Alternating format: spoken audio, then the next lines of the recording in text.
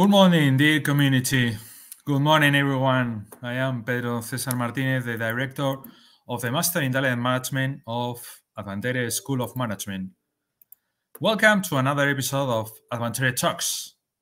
I would like to introduce Mario Rossi. Good morning, Mario. Good morning, Pedro. Hello, everybody. Great to be here. Thank you. Good morning, Pablo. Pablo Mata. Good morning, everybody. Thank you for having me here today. And good morning, George. George Wells. Good morning, all. Thank you for having me. Good morning, Mario, George, and Pablo, and thank you so much for being here. Well, let me introduce Advantere Talks. What Advantere Talks means. Advantere Talks is built on the foundation of generosity. It's a social initiative that offers real and actionable knowledge by bridging theory with practice. Advantere Talks is just one of many initiatives within the broader Advantere community. We believe in collaboration, open dialogue, and the power of diverse perspectives. In our ecosystem, no single viewpoint dominates. We thrive on the exchange of knowledge and experiences.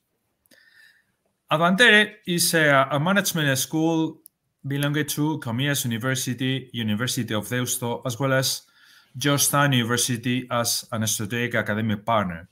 Institutions that have been offering excellence in graduate business education for over 100 years.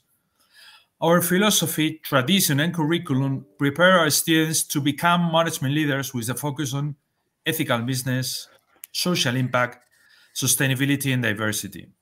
Advantere is the place where innovation meets excellence in business education and prepares you for success in today's ever more demanding job market. Here are some considerations for you to have in mind. We have an exceptional academic programs, an innovative learning environment, a social impact focus, an expert faculty, a global perspective, and a career support. Well, Marco, the floor is yours to tell the audience something about University of Edinburgh. Thank you, Pedro. I'm work at the University of Edinburgh and within the business school of that university. So the business school at the University of Edinburgh, and we've been offering business degrees for more than a century. The university's a lot older than that, 16th century. So we've been around for a while. I imagine that a lot of people on the call will have heard of the University of Edinburgh, and it's a real privilege to work for my local university. I'm from Edinburgh myself, and I've been working for the business school for the past 6 years. And I think one of the things that makes it a really kind of cool place to work is the vibrant and kind of collegiate culture that we try to embody. And the people that we work with really try to reflect the school's mission, which is about creating effective and responsible leaders. So really relevant to today's discussion. And I'm really lucky to work every year with such a diverse, talented and engaged group of students.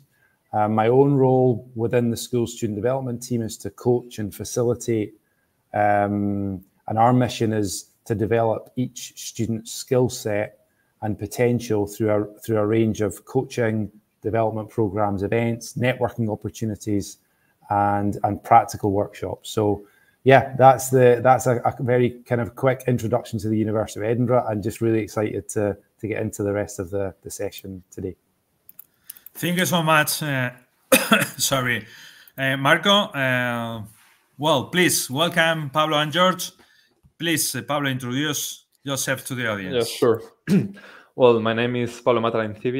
I studied business administration in my city, in Zaragoza, and in the United States, in the New Jersey City University. After college, I decided to study the Master in International Management in Advantere. So I was part of the first promotion of Advantere. Right now, I'm lucky enough to work for a top telco company in the world, such as Telefónica, and I'm working in the Department of M&A and Corporate Development. Thank you so much, Pablo. Last but not least, George, please introduce to the audience. Thank you, Pedro. Yeah, thank you so much for having me. My name is George Wells, and I'm a recent graduate of the University of Edinburgh Business School.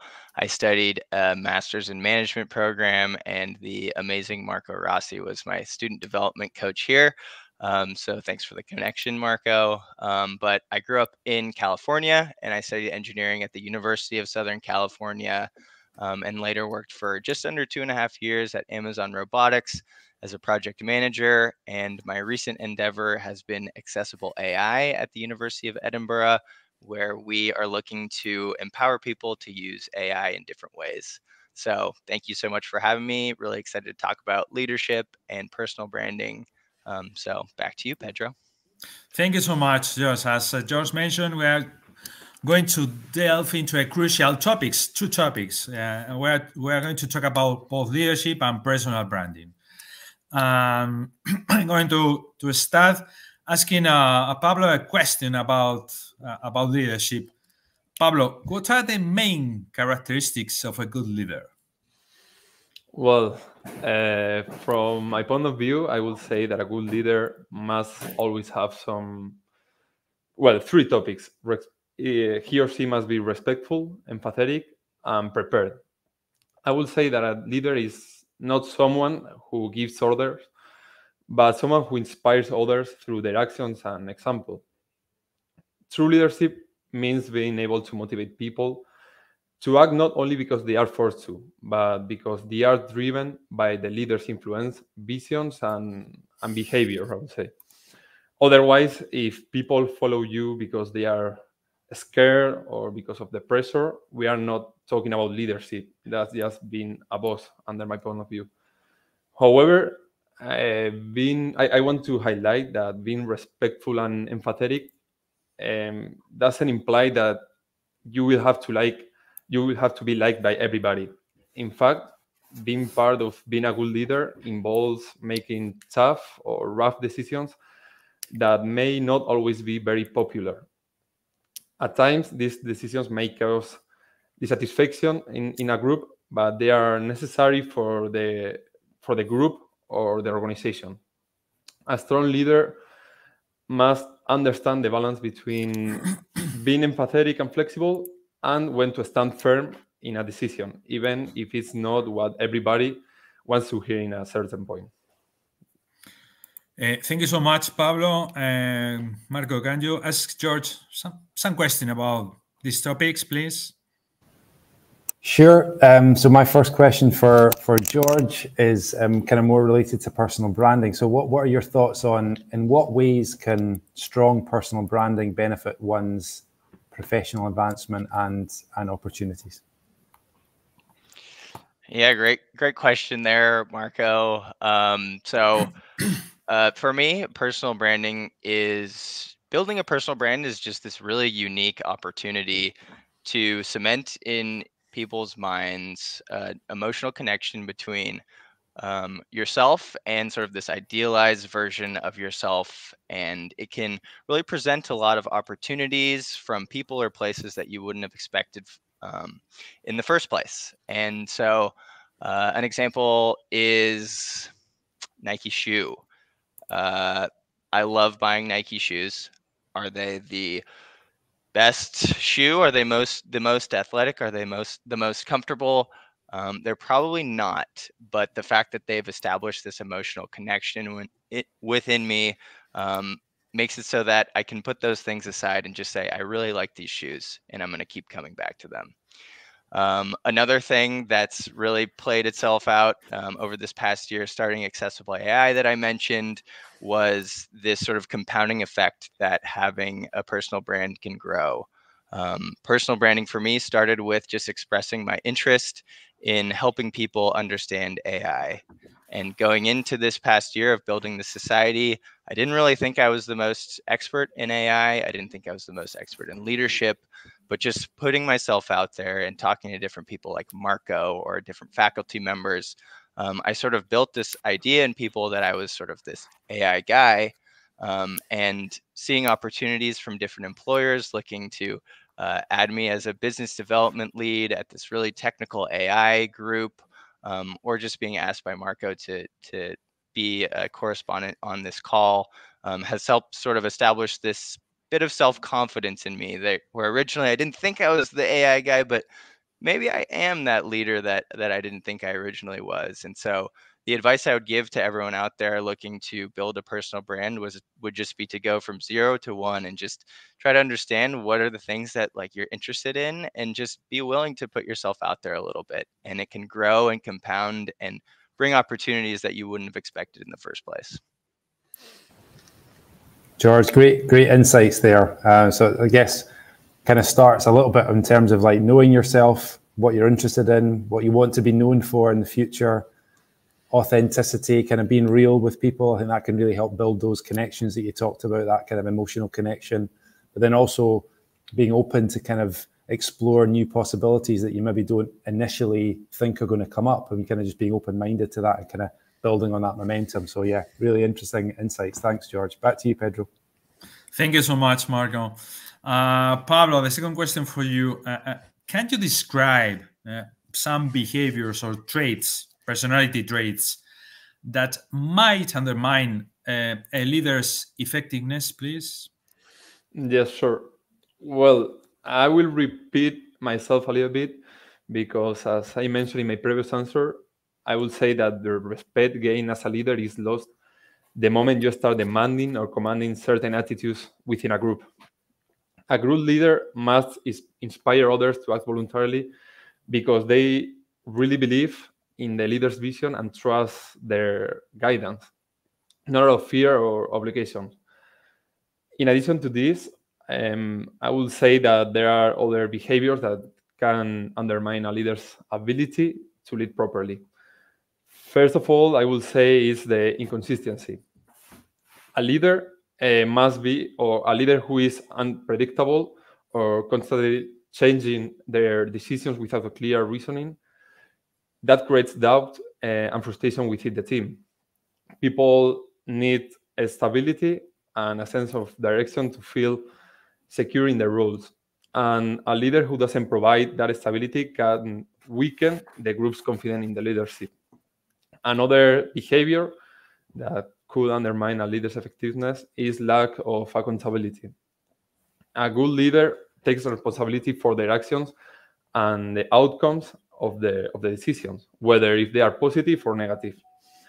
If a leader starts shifting blame to others when things go wrong, it quickly eliminates the trust of the group.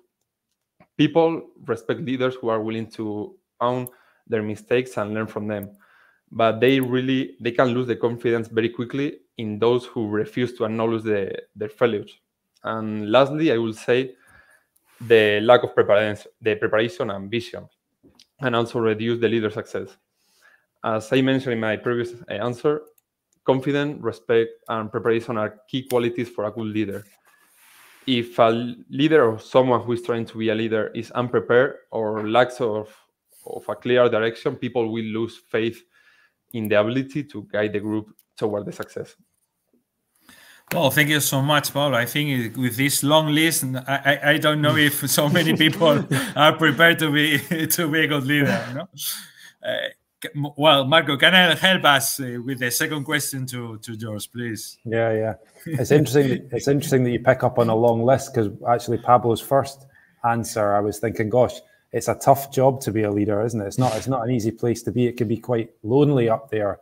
Anyway, I actually have the same question for George. So George, can you shed some light on what you would say are behaviors or traits that might undermine a leader's effectiveness?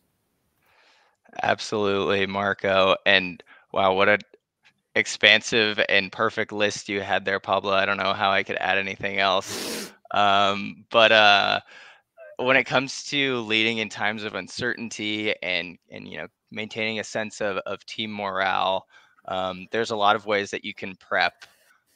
Obviously, as you mentioned, Pablo, being prepared as a leader and making sure that you're organized is really important. And we learn a lot about those things in management school, different project management styles, whether those are like waterfall or agile, what have you. And those are really important to maintain organization when something hits the fan and times have to change. But one thing that I thought would be important to note is giving individuals on your team ownership when things change. Establishing a sense of like purpose in people on your team is really important when things change. And this happened specifically at Amazon when I came in 2021, and it was the wake of COVID-19, and there was a lot of supply chain disruptions going on. And my role as a project manager was to push the deployment of these huge robotic systems, and the disruptions to the supply chain were causing a lot of our shipments to come in late. And so a lot of preparation did help when plans changed and everything had to change, but giving ownership to individuals and saying, this is worst case scenario. If this happens, can you take over in this role? Can you be the ad hoc supply chain guy who takes on the responsibility of finding us new parts when they're nowhere to be found? And so giving this sense of like purpose to people, I think creates like this natural drive where they feel like they're valued and they feel like they're actually like responsible for making change in an organization. And that I think can make a team a lot more agile during times of uncertainty than just like assigning tasks instead. So that would be my main point. Thanks, Jordan. I think that builds really nicely on Pablo's answer there in terms of like what enables you to do that initially is taking time and being intentional about getting to know your team as human beings, and what makes them tick. And then that's about listening, it's about having empathy, it's about having emotional intelligence, cultural intelligence, because people are all different and they all have kind of different drivers. So yeah, thanks, George. That was a nice answer. Yeah. I just wanted to touch on that too. You wouldn't be able to assign ownership, right, if it wasn't for understanding emotionally who your teammates were and how they ticked. So, yeah, great point there, Marco. Thank you both, George and Marco. And the last question, Pablo, you are just a word very close to leadership. When we talk about leadership, most of the time we use inspiration, inspire, no? How can a leader, a current leader, inspire and motivate their team in these challenging times? Well, that's a pretty hard question. Probably is not a straightforward one, because the answer to this question probably may vary depending on the situation or maybe the specific dynamics of each group, right? Different contexts require probably different type of approaches for this type of question. But probably one principle that holds across multiple situations is the importance of reminding the team their common purpose. Every type of group of people with a leader, whether if it's a department or a company or a basketball team or maybe a group of friends, it comes together for a shared goal, I would say. In rough times or tough times, when doubt sets in, a good leader role is, I would say, is to help everyone to refocus on that collective purpose. In the case of the company, probably the goal is just to achieve the best economic results. And maybe for the basketball team, the goal may be to win the national championship or whatever. Or for a group of friends, it could be just to organize something as simple as a trip together, right? So whatever the context, in moments of crisis or difficulty, reminding the team their why, I would say that is crucial, because at the end of the day, it helps to realign their efforts and their motivations to push through the different challenges that any type of team can face. Thank you so much, Pablo, for your thoughts. And maybe the next session we can invite LeBron James to talk about basketball team or something like that. It will be nice to have LeBron here talking about leadership. To talk about how a team have a common purpose, no? Yeah. And well, Marco, the final one. Yeah, I thought you were going to go to a different sport, being in Madrid, guys, and having such a successful football team, and not just one team. But anyway, we'll not go down that rabbit hole. George, final question for me is around, can you describe, in your experience, some behaviours or traits that might undermine a leader's effectiveness? I think Pablo kind of touched on a couple, but it'd be great to hear your thoughts on that one. Yeah, for sure. This is a tricky question, I think, because when it comes to like undermining a leader's effectiveness, for me, it's anything that can sort of make a leader seem detached from their organization or the team of people that they're trying to lead.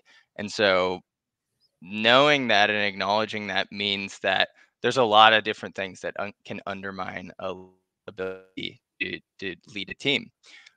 Whether that's like leading a lavish lifestyle that team members don't live, or having a different behavior around certain values, or having a different work ethic.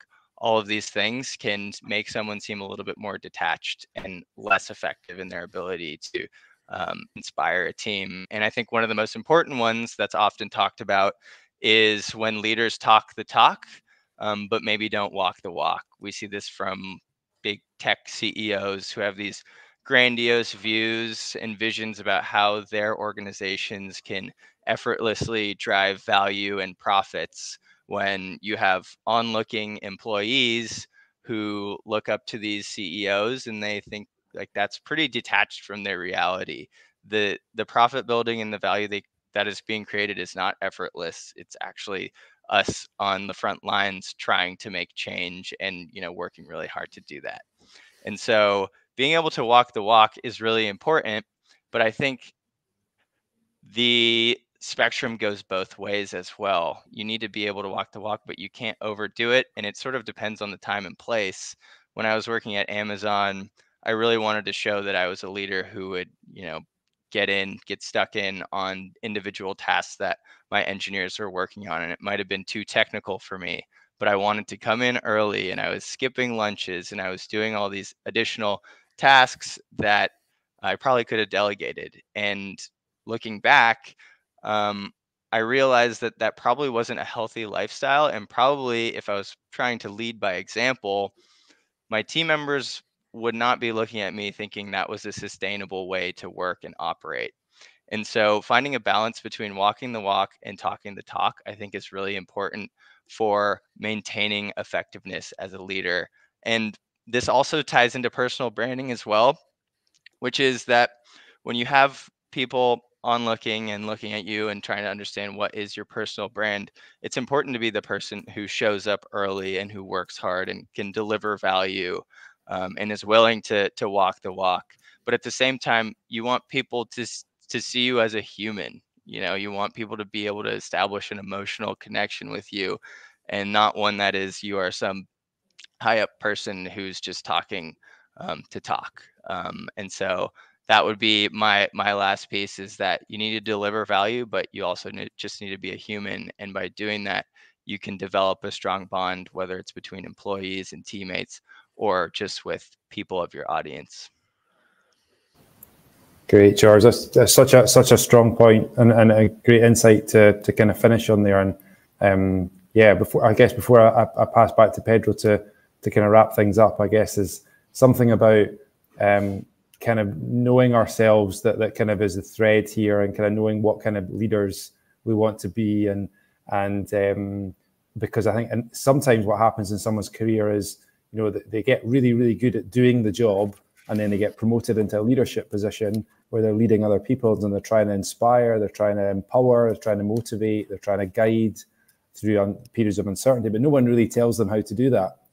So I think some of the discussions and some of the points that have been made today are really helpful in that thought process.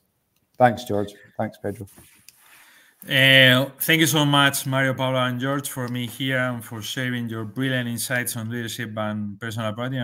Unfortunately, we have to stop this very, very nice conversation. I'm going to have to have a takeaways, maybe a long takeaways. I'll improve for the next time, because the conversation has been so good that it's very, very difficult to highlight some topics. Maybe because we have been talking about leaders that have to be respect and to be empathetic with the followers, to motivate people. A leader has to make decisions under uncertainty, and the leader has to be flexible and for another perspective to be firm.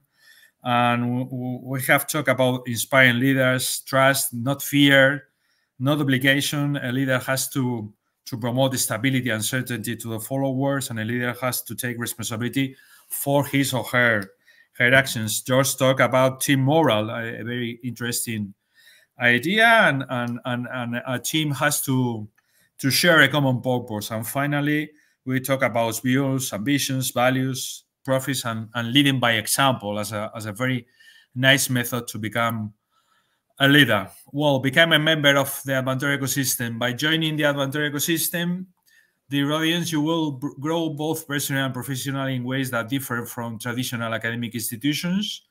We value people and prioritize helping others, and believe in fostering and collective growth rather than aggressive competition. Our philosophy is that success comes from working together, not against each other. The world is a beautiful place, and it's up to us to nurture it, not destroy it. For anyone interested in watching any of the episodes of Advantere Talks, you can find them in our YouTube channel.